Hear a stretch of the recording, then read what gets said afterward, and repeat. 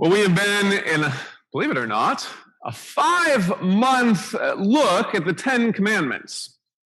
And today, well, we begin the last of those commandments. Number 10, which reads, "You shall not covet your neighbor's house, you shall not covet your neighbor's wife, nor his male servant, nor his female servant, nor his ox, nor his donkey, nor anything that is your neighbor's." Now, the first thing to know about this command is that there is no word for covet in Hebrew. The word that shows up here is simply translated everywhere else in the Bible as desire. So it really reads, "You shall not desire your neighbor's house, you shall not desire your neighbor's wife," and so on. This commandment is not about some special sin called coveting. It's more generally about desires and where we direct our desires, our everyday desires.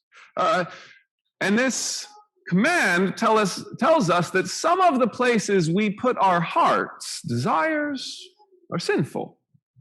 Say it again, this commandment is not a prohibition against desire as such. We're not Buddhists.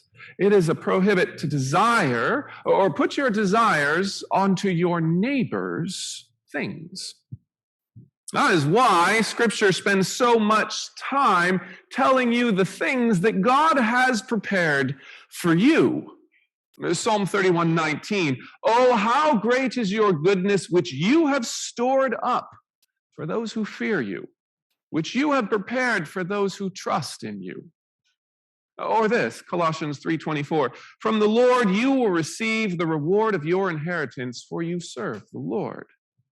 Or this, 1 Corinthians 3, "For all things belong to you, whether Paul or Apollos or Cephas or the world or life or death or things present or things to come, all are yours." In other words, want what God has for you, not what God has given your neighbor. Don't run around your life being hooked by every yearning you see across the white picket fence of your neighbor's yard. Don't be caught on every line of every hankering put before your face in all the advertisements you encounter. For the end of the fish, when it is on the line, is to be pulled out and filleted. And our eyes, like trout mouths, so often open and grab the lure. After all, desire misplaced is what, makes many of the sins in Scripture. We are told that desire misplaced is what brings war, according to James 4. Desire for another's wife is what gives birth to adultery, according to Matthew 5. And desire that riches always increase is the cause of robbery, according to Psalm 62. Now, if you think about that's the 6th, 7th, and 8th commandment right there.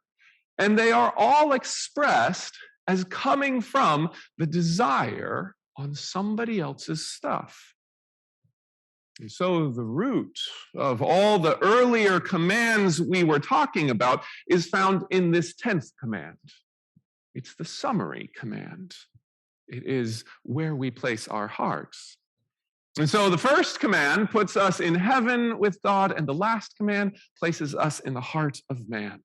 And it is there that so much is determined.